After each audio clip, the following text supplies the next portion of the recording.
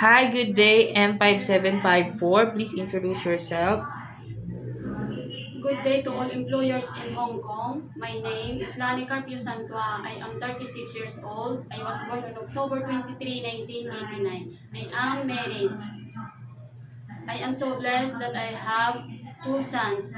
Their age are 14 and 11 years old.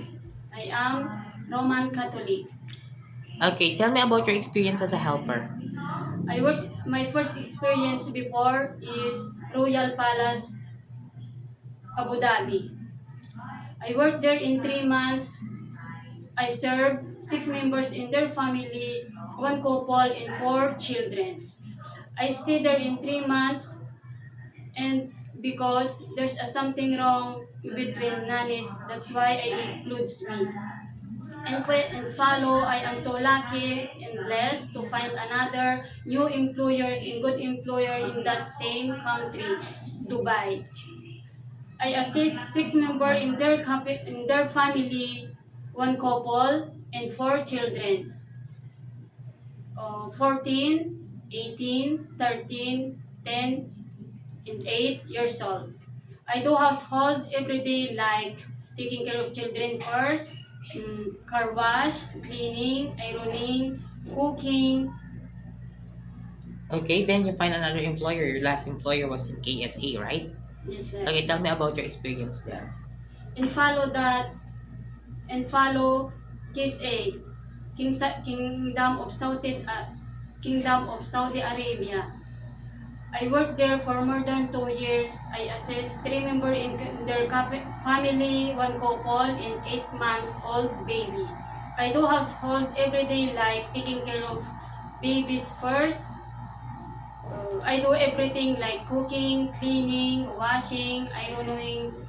Okay, so you are the one who focused taking care of the baby, right? Yes, But suddenly, make it clear that you have another employer in UAE 2 years and 5 months, right? yes, Then you serve 7 members, right? Ages of the 7 members of the family, yes, sir. which is the one couple, and the ages of the other. Their ages are 20, 18, 15, 10, and 8 that last. 13 and 8, right? Yes, sir. Not 10. So you are taking care of them. And you are also taking care of a newborn baby on KSA, which is 8 months. So you know how to take care of a newborn, right? Yes, sir. Okay. If the baby is crying, what will you do? If the baby is crying, I check first his or her temperature. If the baby is have pain, and also the stomach if sick or full, and also the diaper if full. Maybe that's the problem. That's why the baby is crying. Okay, and if the baby doesn't stop to cry after you did all of your best, you check the baby's temperature, you also feed the baby and also change the diaper. But the baby doesn't stop to cry, what will you do? Maybe the baby doesn't stop crying. I will call first to their employer to tell them what is good or wrong, and I will tell them why the baby is crying. Okay, you will ask the employers what will you do to the baby. Okay, why do you want to work in Hong Kong? Hong Kong. I want to work in Hong Kong because that's country is a good country, clean country. That's why, and also higher salary. Okay, how long do you want to work in Hong Kong? How long do you want to work in Hong Kong? I work 2 years, but if my madam or employer want me to extend, yes, I want to extend. So you are willingly to extend if your employer needs your service. Okay. Do you have any idea how to prepare Chinese food? If for me, sir, I don't have any ideas to cook Chinese food, but I am willing to learn. Okay, and how will you learn to cook? I watch first my employer what her or he's doing right now. You could also watch on YouTube, right? Yes, sir. so that you could learn. And also, that's the right thing you should do. If your employer prepared some food that you are not familiar, you could also watch them or help them how do they prepare so that you could learn, right? Okay. If your employer prepared some food that you are not familiar, it is okay to you to eat the food that they provide. Yes, sir. It is okay to you to share job without a helper. Yes, sir.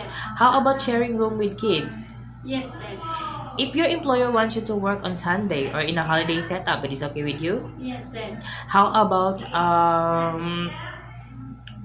taking care of pets, Yes, sir. taking care of elderly?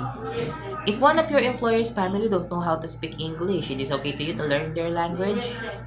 Okay. My last question is, what will be your message for your future employer?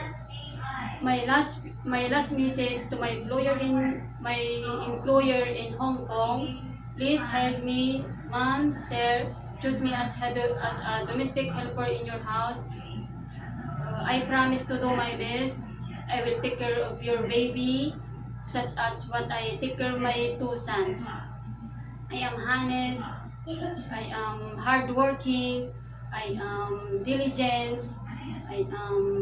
I will do my best, and I promise to take care your baby, especially your baby.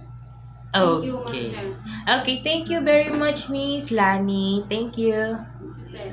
Okay.